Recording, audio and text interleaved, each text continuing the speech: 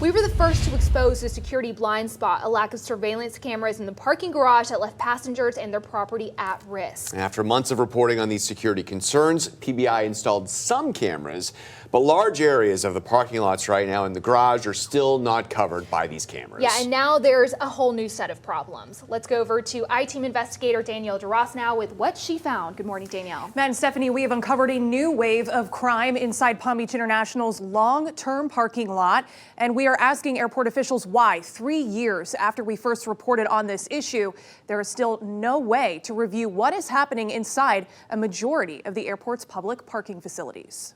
Can't believe this is happening. Mel Correa is a very frequent flyer. It's part of his job. And when he returned to the long-term lot at PBI after a recent trip, he found something very wrong in his Ford F150.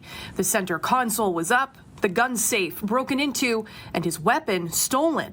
He immediately called police. I asked the police officer, can you look at the cameras? He replied, we don't have cameras, which I thought was pretty odd. How can an airport like that big, not have cameras? If a crime is committed in the parking garage, will there be any video surveillance to show it? That's a question the CBS12 News I-Team started asking 3 years ago when we first learned about the almost unbelievable lack of security cameras on airport property after somebody hit Deborah McCullen's parked car while she was away. A person could be assaulted, a person could be stabbed, they could be robbed, and then there's no video evidence to monitor those areas. As we reported then, Palm Beach International was one of the only major airports in the region without security cameras monitoring passengers and staff throughout the parking areas. Would you say most airport parking garages have cameras like we see here? I would say most do. Security experts and elected officials agreed it was surprising and unacceptable, especially considering how often President Trump flew in and out of the airport at the time. They should have security cameras and the airport's responsible.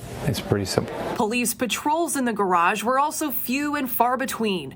On a couple of occasions, we parked cars with cameras running in the long-term lot for 24 hours. One of those times, not a single sheriff's deputy passed by. Then, 4 months into our investigation, we spotted this. And I want you to look behind me and look up right there. Security cameras. You're looking at the first sign that Palm Beach International Airport is stepping up its security measures. Security cameras were installed by the elevators in the short-term parking. It appeared to be a promising start. But apparently, that is where it ended, because today those handful of cameras are the only ones in the short-term lot, and here in the long-term lot, there are no cameras in sight. I thought it should be brought awareness to it because nothing's changed in a couple of years, other than a few cameras that are ineffective. Mel tells the I-Team he's confident if there was video evidence, police would be able to catch the criminals who trashed his truck and took his gun. But there are a lot more cases than Mel's that might have been solved with a few critical seconds of video.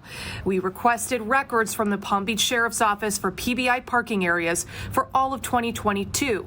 Not including motor vehicle accidents, there were 88 incidents reported on the property, including assault and battery, theft, and property damage. And in the last 5 months, 8 of those crimes specifically targeted Ford trucks like Mel's, either broken into or stolen while owners were out of town. It started in October when a Ford F-250 was stolen. A guy coming back from vacation walked to his parking space and found it was empty. It happened again with a Ford F-40, then a couple of Ford F-150s and F-350s were stolen. All of that before Mel's truck was broken into, and he says now he'll be using a different airport until Palm Beach International improves security.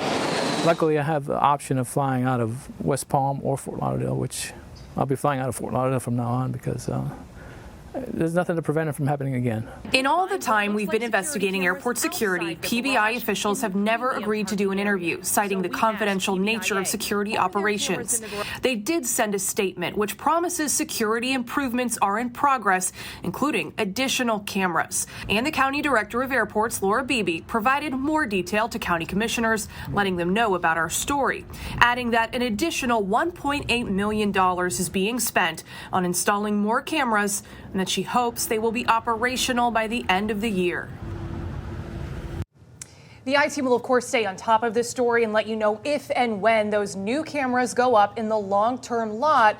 And we'll let you know if victims like Mel get any resolution in their criminal cases. All right, so you spoke specifically about those Ford trucks. Do we know why they're being targeted? Well, last year, the I-Team did a story showing how the F-Series is the most commonly stolen vehicle in the United States. And in this story, which is on our website right now, we explain how this often happens. People are using what is called key fob clones.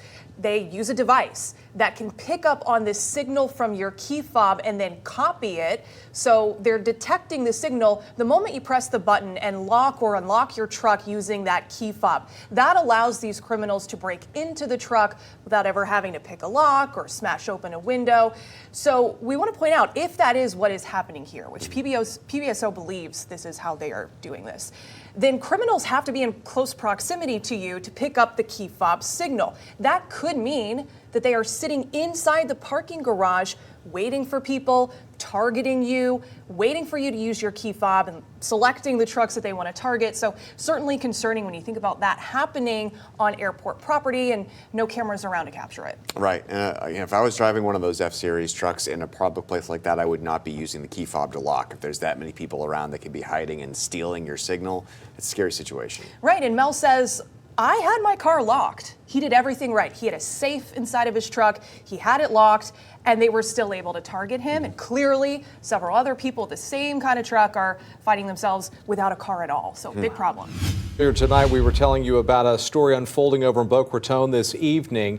A bomb scare right now. Yes, a man barricaded himself in his home, and we understand that that man has shot himself to death. CBS 12's Luli Ortiz is live from the scene. Luli?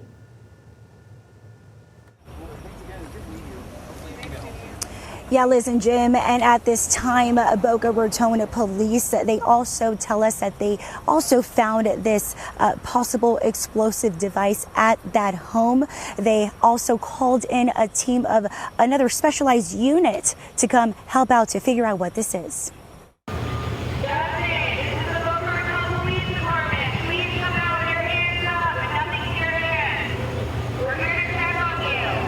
Boca Raton Police and crisis negotiators pleading for the man to come out of his home, causing quite a scare for those living nearby. Bomb units and officers flying drones over the Lincolnwood Village neighborhood off of West Palmetto Park Road after getting a 911 call around 2:30 this afternoon. Police say, according to a family member, the man, now identified as Justin Moore, was seen with what looked like a grenade before rushing back into his home. This prompted police to shut down surrounding streets, causing traffic troubles for those living nearby.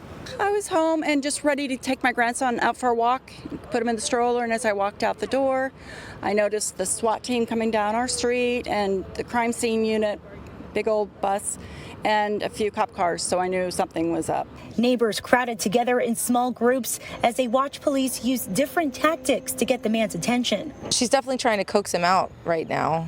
She's calling his name, telling him that his wife is worried. And Caledonia Sanchez says she knows the man at the center of this suspicious and scary investigation. Worried, of course, you know, the whole neighbor is locked out, and they're calling and there is no answer. Sanchez says Justin Moore was a peaceful person who always greeted her while walking his dog. He's a very kind person, and he had to use a cane. So his health is not very good. I am surprised. Neighbors carefully watch from a distance to see what the next move will be. Terrifying.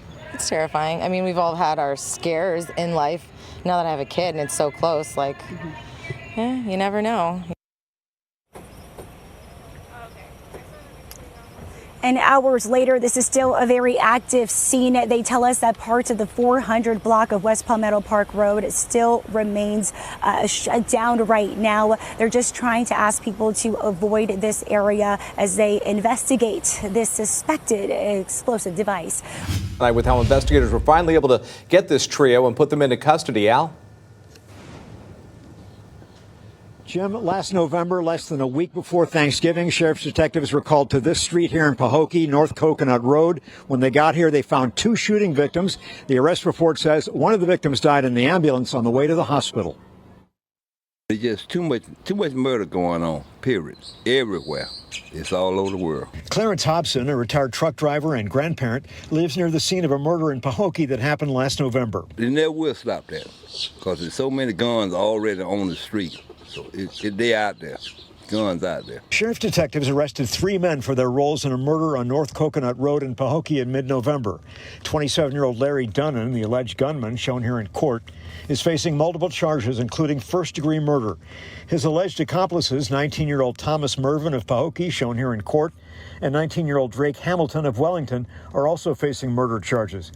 According to the arrest reports, the 3 men drove to Pahokee November 19th, shortly after midnight, and they killed a man who they believed had something to do with the disappearance of one of their close friends. I think that was a big disgrace because we got children live out here and driving up here shooting in an occupied building. You could kill the children, anything, and that's bad. The name of the murder victim is blacked out in the arrest report, but the report does say Dunnan and Mervin were both armed with handguns, and Dunnan fired several shots in the opposite direction behind him as he ran away.